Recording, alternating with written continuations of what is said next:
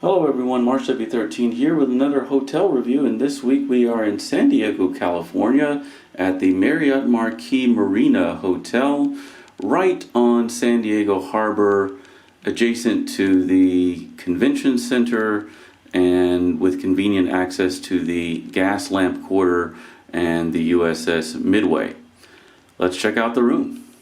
So I suppose we'll start with the bathroom, and the one thing that stands out immediately is the sort of pedestrian nature of everything about this room. I truly believe that despite the premium branding, of course Marriott Marquis is probably the most premium of brands in the Marriott family with the word Marriott in the name. Certainly several steps above a full service Marriott and even a step above a JW Marriott. And so you expect not necessarily a Ritz-Carlton experience, but you expect to be wowed.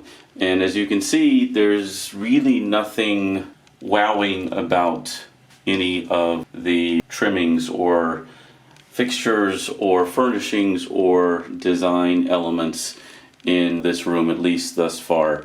You have what I'm assuming is maybe some standard Marriott issue bath amenities. Looks like some stuff from Paul Mitchell and something called This Works. But if you were to view this bathroom in isolation, you might mistake this for something significantly downscale, like a Courtyard Marriott or something like that. But again, everything just rather pedestrian in my opinion, but certainly I wouldn't say anything specifically lacking, just not terribly luxurious. Looks like enough towels for maybe 2 people for one day, which is not terribly impressive. Some extra toilet paper and a hairdryer. If we check out the closet,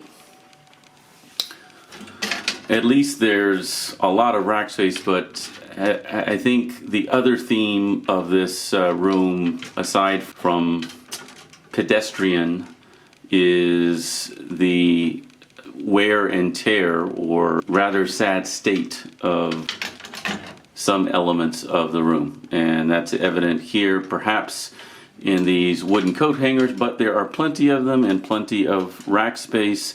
No real complaints size-wise, and as you can see, they are quite functional, but not much room in the closet, not much room anywhere. There is an ironing board and presumably an iron. Yeah, the iron is in the corner there.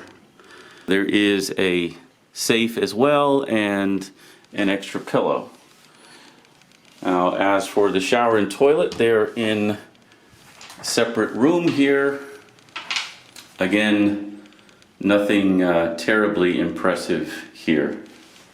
Shower is walk-in, decent quality shower head.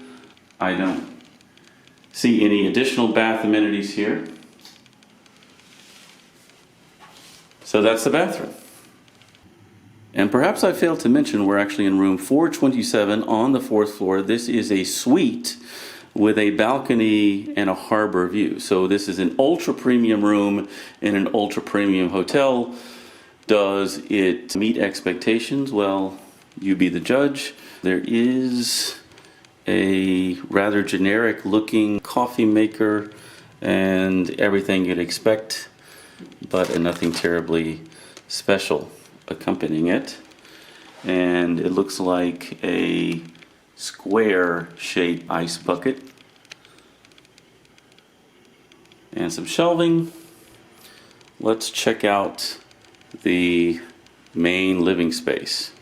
We'll start with the bed, and this is where I think perhaps you start to see signs of luxury. Perhaps, certainly the bedding, you can tell just by looking at it, you can tell by the creases towards the pillows that these are obviously premium bedding products with high thread counts and that sort of thing.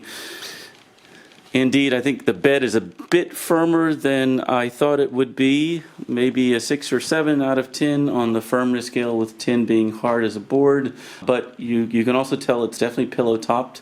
The materials are clearly a cut above. I certainly have no complaints about the lighting in this room, so that's one positive. And the pillows are also quite wide and oblong, clearly quite plush as well. And fairly standard side table. There is plenty of drawer space, which you don't always see these days in side tables. And something that folks rarely have a use for these days, except that this one is at least functional in the sense that it has 2 standard electrical outlets and 2 USB. The artwork in this room is at least classy. Again, nothing terribly special. At least it is thematically consistent. We're on the harbor, and it appears that most of these photos match the sea theme and may even depict scenes from San Diego. I will say the TV is nice, if that matters to you. It looks to be about 40 inches. It's an LG, very high resolution, and there are plenty of channels. It even gets the NFL network, so I was able to watch my home team, the Houston Texans, play on Thursday Night Football, which I wasn't expecting.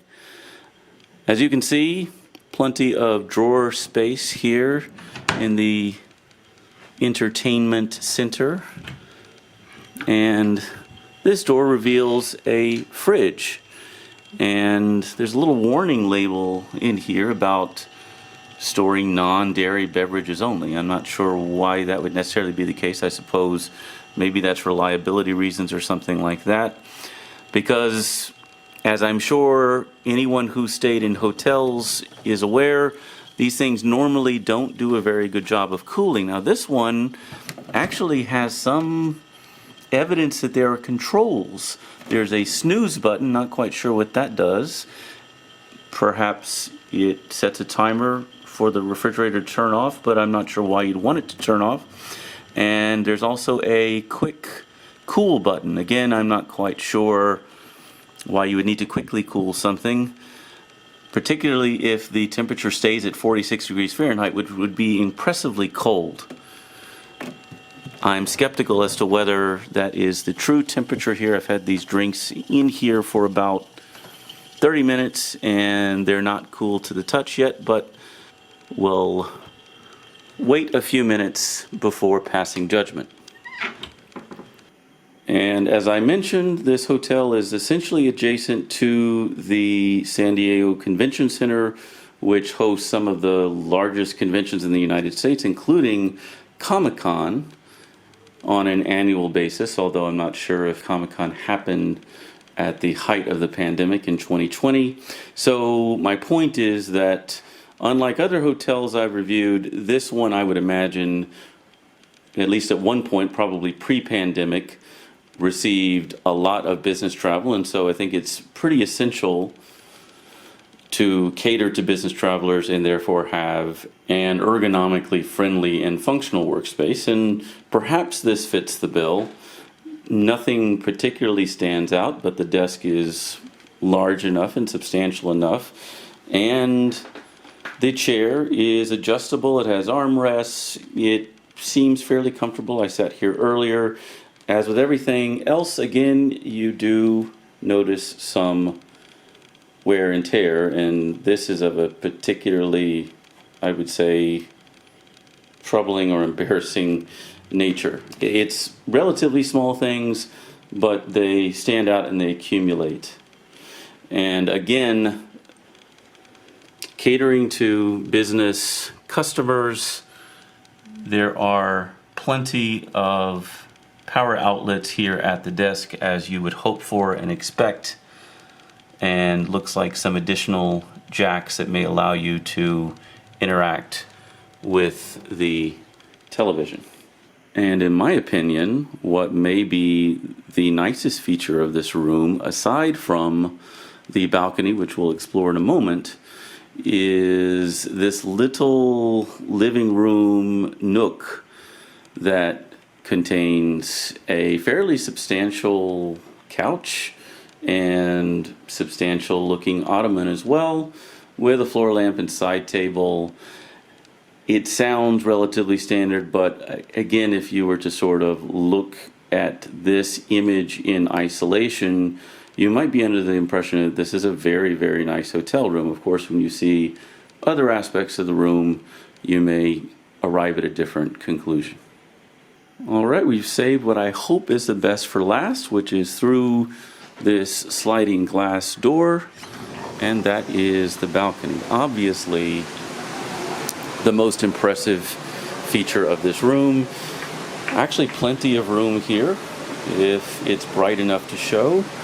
And the chairs are not your standard metallic hard surfaces, but in fact are some kind of weather resistant fabric, and they look relatively comfortable. There's a little table there and a railing for safety, just beyond which is this lagoon. And it is, I believe, 9 p.m.-ish. Just checked in a couple of hours ago, landed at 6:30 p.m. at the airport, which is just off to the north over there. This is a resort hotel, and despite the sad shape of some of the rooms, there are some great amenities here. There are at least 4 restaurants, including this one poolside called Roy's Hawaiian Fusion, and that is a fine dining establishment from a very famous chef. And as you can see, there are multiple parts of the hotel, multiple buildings. That, I believe, would be the South Tower, and we are in the North Tower. And beyond the restaurant, of course, is the marina itself. And I'm guessing that it won't be bright enough to see much on camera, but you'll at least develop an impression of what this may look like in brighter times.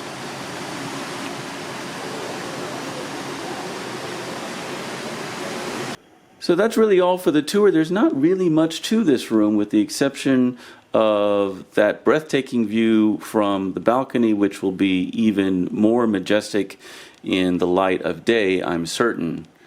So what is my overall assessment? Well, I think it's probably relatively clear, which is that although there are aspects of this room that live up to the Marriott Marquis brand, there are clearly others that leave much to be desired. Overall, it's a rather tired property with an incredible location.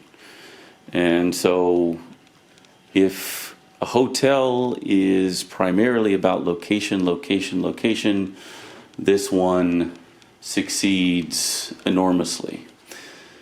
If it's about luxury and price consciousness, then you would probably be well advised to steer clear of this property.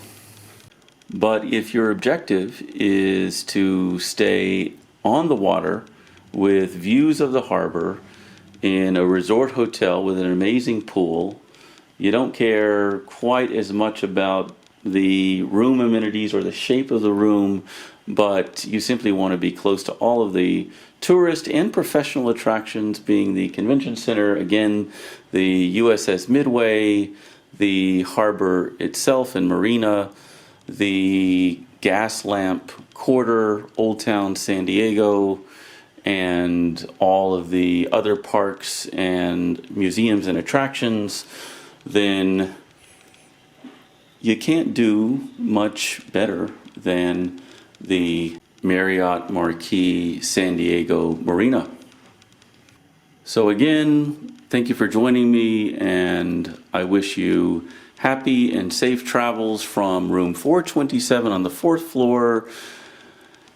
A king suite with a balcony and harbor view at the Marriott Marquis San Diego Marina Hotel. This is Marsh W13 signing off.